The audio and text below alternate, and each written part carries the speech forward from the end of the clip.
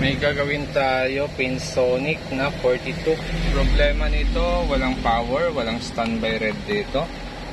Nakasaksak naman yan. Buksan natin. Ito, nabuksan na natin yung unit. So, ganyan yung mainboard nya. Try ngayon natin, saksak ulit natin. Titingnan natin kung may supply tayo makuha sa kanyang 12 volts. Magbabody ground lang tayo. Yung grounding natin ay naka-top lang dyan. Check lang natin kung mayroon tayong 12 volts. Okay, mayroon siyang 12 dito. Yung sa backlight natin, mayroon din siyang 37. So, susunod natin gagawin, dahil mayroon siyang 12, hahanapin natin yung 5 volts. Yung pinaka-supply ng regulator natin. So, ito. Try natin ito. So, mayroon tayo 12 dito. Ang out niyan ay dapat 5. So, wala siyang 5, oh. So, walang 5 volts. Kaya, mawawalan din ng supply yung ating 118. Ito, 3.3 dapat ito. Tapos, ito yung 1.8 natin. Tapos, ito yung input natin. Walang supply tayo sa in. Sana tester natin yan. 0, 0. Bubunutin ulit natin yung saksakan. Tapos mag-check tayo ng resistance. So pag ganitong walang supply ang circuit, ibig sabihin pwedeng shorted or pwedeng bumigay lang yung IC. So dapat mag-resistance tayo, buzzer. Kung wala namang buzzer ay resistance na lang. Okay, so ito nagbabuzzer tayo. So, lagay lang natin yung kahit saan test probe, pwede na. Yun, no? Shorted, no? Shorted yung 5 natin sa ground. Yun. So, check natin yung 3.3 natin. Okay naman yung 3.3 natin. Hindi naman short yung 3.3 natin sa ground. Yung 1.8 natin, check natin. Hindi rin, okay rin. Hindi rin siya nagbabuzzer.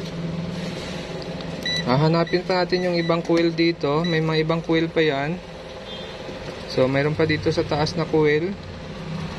Hindi naman siya shorted dito. So, may resistance lang siya na mababa. Pero normal lang yan. Pwede kasing mababa masyado yung supply niyan. So, ito sa taas, mayroon pa pala dito. Coil, dalawa. Ito, mayroon pa dito. So, okay naman.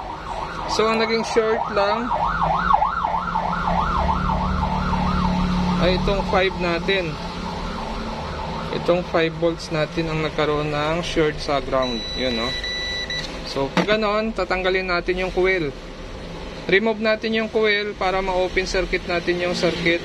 Titingnan natin kung load side ang problema o dito sa supply natin nang gagaling sa IC. Baka ito yung sira, kaya short yung ating out. Ito na, natanggal na natin yung coil. Yan. Ito yung circuit na to, manggagaling dito sa IC na yan, regulator. Itong circuit na to, papunta na yan sa atin, sa loob. Dito na, papasok na yan sa ating supply sa regulator natin din na 5 volts. So, titesting ulit natin. Titingnan natin kung shorted pa rin yung load side. So, mapapansin nyo, hindi na siya shorted, no? Yan, open circuit na yung load side natin. So, dito ang short natin. Yan. So, ibig sabihin yan, maaring ito ang bumigay, ito yung nasira dyan. Gagawin natin dito, hindi na natin yan papalitan. I-convert na natin ito sa back converter. Kasi mas gusto ko yung ganong setup kaysa magpalit tayo nito. Minsan kasi sa mga ganito, hindi normal yung output na ilalabas niya. Nagloloko minsan dahil sa mga driver na yan. Switching supply sa base ng ating regulator. Pag nag-error yon or nag-change value, pwedeng mag-iba ang supply nito. Kaya kadalasan sa ginagawa ko pag ganito, kino-convert ko na para safe yung circuit natin. Tatanggalin pa rin natin yung short dito. O-open na lang siguro natin yung IC or re-remove na natin yung IC na yan. Ito na, naghanap lang tayo ng board na pagkahuyan natin ng regulator na 5 volts. Input natin 12 volts. Yan. So 12 volts yan. Tapos yung out natin ngayon dito ay 5 volts. Yan. So hindi pa yan nakakabit kasi dapat sigurado tayo na 5 talagang out nito. Kasi pag nagkamali tayo dyan, pwede magkaroon pa ng problema yung ginagawa natin. So bago kayo magkabit ng out ng mga regulator na converted or modify, check nyo muna kung tama yung output bago nyo i-fix doon sa circuit para sigurado na safe yung ginagawa natin. Ito na, bali kinabit na natin yung 5 natin dito. Yan, dito na yung 5 natin. Yun, mayroon na tayong 5 volts. So check natin yung 3.3 natin. Ito. Yan, mayroon na siyang 3.3. Check natin yung 1.8 natin. At wala siyang 1.8. Okay, try natin i-power on. Yep, nag-response na yung ilaw.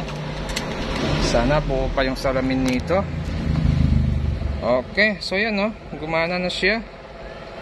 Ayan. So yun lang naging problema nito. Missing lang yung 5 volts natin dahil sa shorted na yung pinaka IC. Itong IC, yung 6 pin. Yan, sira na yan, shorted na yan. Pero itong coil buo pa yan. Kaya lang kailangan natin tanggalin yan para mag-open circuit yung circuit natin. So dahil din dito sa ginawa natin DIY na mga regulator na ito, pwede na yan gamitin. So kung may mga sira kayong board, hanap lang kayo ng may mga regulator na 5 volts, yung input 12 volts or 3.3, 1.8. So pwede na yon, DIY na lang. Mas safe pa yun. Okay na, tapos na tayo dito sa Pinsonic na ginagawa natin. Yan, meron na siyang picture at gumagana na yung unit natin. So yun lang naging problema nito, missing lang yung 5 volts dahil nasira yung 6 pin na regulator niya. At kung bago lang kayo sa aking channel, huwag kalimutan mag-subscribe. Sa mga nakapag-subscribe na sa ating channel ay maraming salamat sa suporta nyo.